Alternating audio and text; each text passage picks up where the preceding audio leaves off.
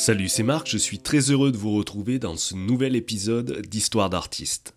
Je partage avec vous un peu de mon expérience, des anecdotes et des conseils qui pourront vous aider à éviter certaines erreurs de parcours que j'ai moi-même pu rencontrer ou faire. Mon parcours vers la professionnalisation n'a pas été totalement dans les standards, je vais l'énumérer un petit peu plus loin avec vous. Il en découle sans grande surprise du système éducatif que nous avons en France et qui n'est à mon sens plus adapté au marché du travail et à notre époque. À la sortie du lycée, à première vue, ce qui se rapprochait le plus de mes attentes, c'était les écoles d'art. Je trouvais à l'époque que c'était ce qui correspondait le mieux à ce que je voulais faire, diversifier et enrichir des connaissances artistiques pour me spécialiser dans un domaine de création.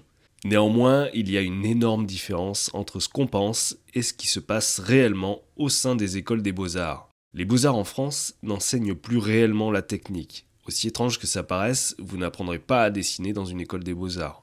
Et pas plus à sculpter. Bref, j'ai finalement fait le choix de 3 années de beaux-arts pour valider un cursus et avoir l'équivalent d'une licence. Alors d'une part pour ma famille, pour mes parents surtout, et d'autre part pour obtenir des opportunités de travail, notamment dans l'enseignement où le niveau licence était le minimum exigé pour pouvoir enseigner en collège. Ça m'a donc bien aidé par la suite parce que finalement, j'ai bien fait une 4e année de beaux-arts, mais que je n'ai pas fini pour différentes raisons. La principale était une raison financière, il fallait que je gagne de l'argent pour vivre correctement. Une autre raison était que je trouvais le système biaisé et pourri, et plus du tout à la hauteur de mes attentes. J'avais envie de faire autre chose et d'évoluer plus rapidement et autrement. Du coup, je me suis dirigé vers l'enseignement, ce qui a pour moi été une très bonne expérience professionnelle qui aura duré plus de 6 ans à temps plein. Je ne peux pas dire que j'ai appris grand-chose dans l'éducation, mais en tout cas, j'espère avoir pu transmettre quelques brides de savoir et d'avoir suscité la curiosité de quelques élèves. Il faut savoir que je suis quelqu'un qui aime bien aller jusqu'au bout des choses, et après avoir quitté les beaux-arts, il m'est resté un petit sentiment amer de ne pas avoir finalisé mon cursus de 5 ans. En prenant en compte mon âge, il était difficile de retourner pour moi aux beaux-arts, difficile de concilier études, travail et vie personnelle. Mais bon, je m'étais mis en tête de valider un équivalent de 5 ans, de 5 années, et donc de valider le diplôme qui est le DNSEP, le Diplôme National Supérieur d'Expression Plastique. C'est un diplôme équivalent à un master universitaire. Donc j'ai regardé un petit peu comment je pouvais m'y prendre, et je me suis renseigné sur la validation des acquis d'expérience professionnelle. J'ai donc préparé un dossier de candidature, préparé le diplôme sans avoir à réaliser en présentiel des années et des années d'école. Sur le papier, ça semblait assez simple, mais l'expérience fait que c'est un vrai diplôme que l'on passe et qu'il nécessite une vraie préparation sur le moyen terme. Évidemment, j'ai préparé un mémoire qui rentrait dans le cadre de l'épreuve du diplôme. J'ai continué mon travail personnel artistique, j'avais des visuels et des volumes à montrer.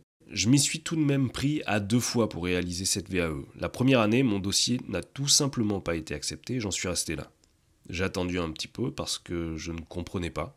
Et au final, ça m'a trituré un peu l'esprit, alors j'ai décidé de bosser un nouveau dossier pour me présenter à nouveau, après avoir demandé du conseil à l'établissement pour savoir ce qu'ils attendaient et ce qu'il devait y avoir dans ce fichu dossier. Parce qu'en effet, le premier dossier était super administratif, j'en étais resté à cette étape administrative qui d'ailleurs, paradoxalement, était bien demandée. Le dossier était très cloisonné, c'est-à-dire qu'on demandait une lettre de motivation, un dossier avec un nombre de pages précis, et qu'il ne devait pas excéder en épaisseur tant de millimètres. Les caractères étaient imposés, etc., etc. Il y avait plein de contraintes. C'était quelque chose de très très universitaire. Mais en réalité, l'établissement se revendiquant artistique n'attendait pas du tout ça et attendait des dossiers conséquents avec des visuels, des documents, de la matière quoi. Enfin bref, tout un tas de choses qui sortaient du carcan universitaire. Donc une fois débarrassé de tout ça, le dossier est passé devant la commission et a été validé. La première étape était franchie. D'autres étapes ont suivi, des réunions en présentiel pour faire le point sur le déroulement de l'épreuve, sa préparation. Le chef d'établissement, le responsable administratif et l'enseignant référent se sont présentés avant de faire un tour de table de tous les participants.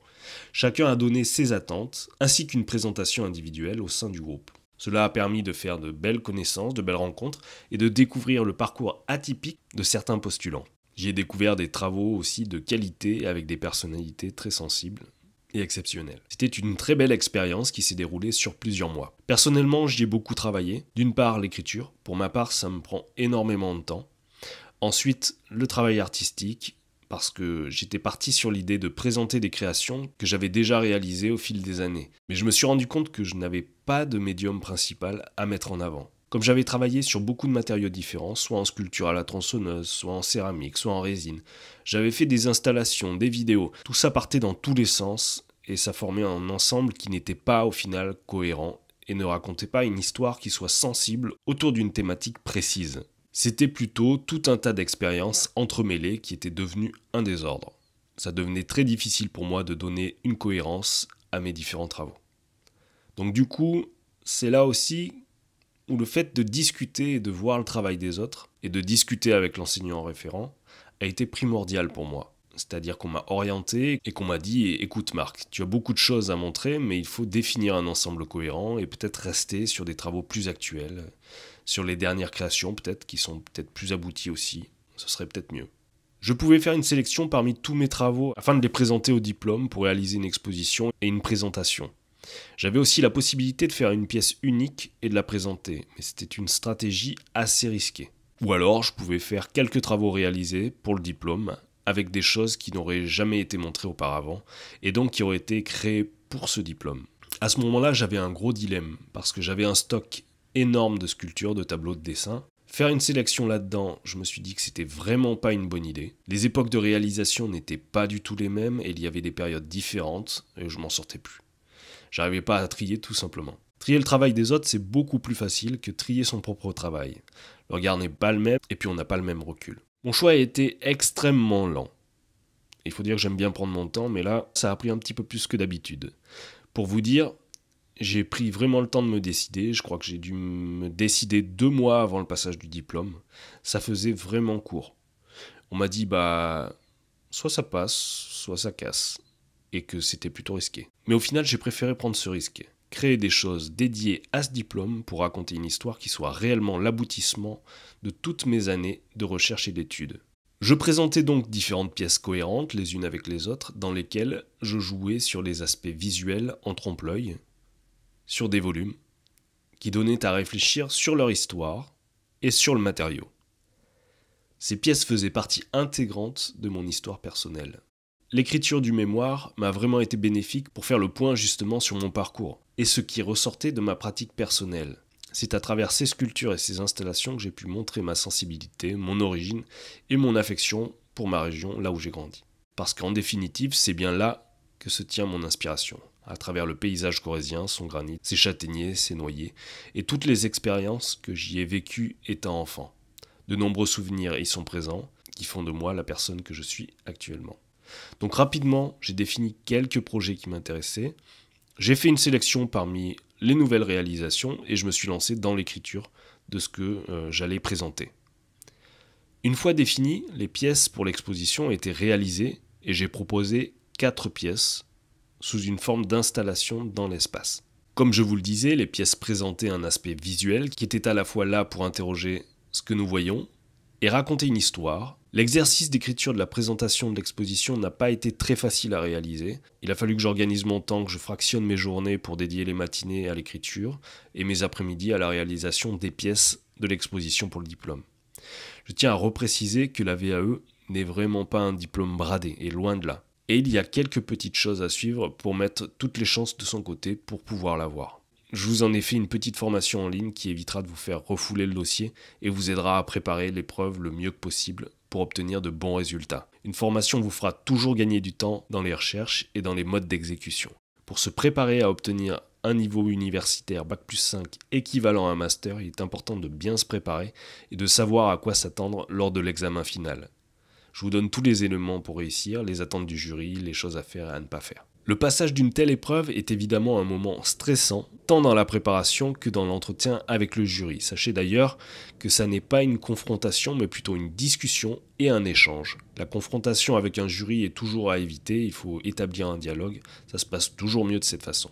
Pour vous raconter une anecdote sur mon expérience, il y a eu une partie de présentation de mon mémoire qui était assez rigolote, parce que l'on pouvait voir les membres du jury qui avaient lu mon mémoire et ceux qui ne l'avaient pas lu, et qu'ils découvraient lors de ma présentation. Il me fallait donc faire un exercice de retranscription de mon texte pour emmener le jury dans mon histoire, dans mon parcours, et l'impliquer dedans pour qu'il pose les questions vers lesquelles je désirais les amener.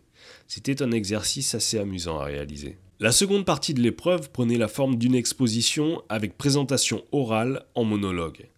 Il fallait présenter de manière naturelle mon travail pour l'expliquer. Le plus dur est de maintenir l'intérêt du jury, de l'étonner et de lui faire partager des anecdotes. Instaurer un échange d'expériences sans pour autant laisser le jury prendre la main sur l'entretien est indispensable.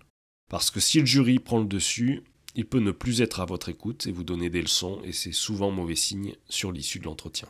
Personnellement, dans chaque entretien, j'essaye toujours de privilégier une discussion sincère et honnête avec mes interlocuteurs. Parce que par le passé, j'ai pu avoir des confrontations qui m'ont fortement desservi et j'en ai tiré les leçons.